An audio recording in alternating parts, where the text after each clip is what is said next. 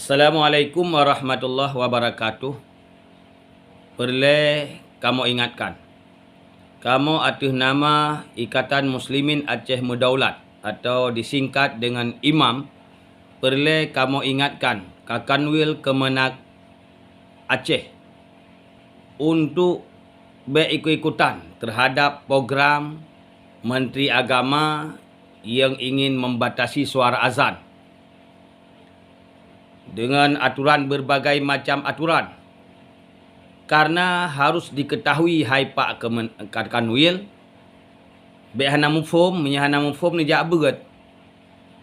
Ikut-ikutan nyo Aceh Aceh nanggro syariat. Aceh nanggro syariat. Aceh nanggro yang mendaulat.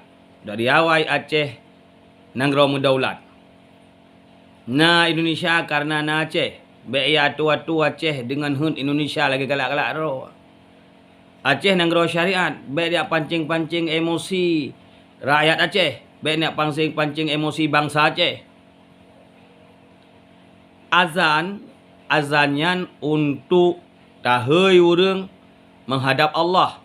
Azannya kalimah dimulai dengan kalimah takbir Allahu Akbar. Kemudian diiringi dengan kalimah syahadat asyhadu an la ilaha illallah wa asyhadu anna Muhammadar Rasulullah. Kemudian kalimah hayyalas salah, panggilan untuk menghadap Allah. Kemudian hayyalal falah, panggilan untuk menuju kemenangan dunia dan akhirat. Kemudian kalimah la ilaha illallah, kalimah tauhid dengan kalimah yang taudib dan dengan kalimah yang tamati. Azan bukan hiburan, azan bukan sekedar panggilan seperti suara lonceng.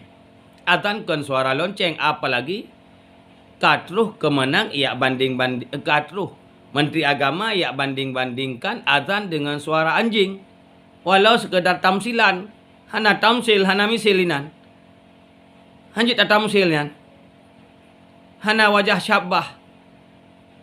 Kiban anak peserupa hana wajah syabah. Kiban ini ia banding memang hanjit banding. Azan kalimah suci. Sedangkan suara anjing binatang yang bernajis. Kiban ya saban-saban. Baik kerana ya pegahnya hana pun sekedar tamsilan. Wahai Kakanwil, nak senang mentang. Duk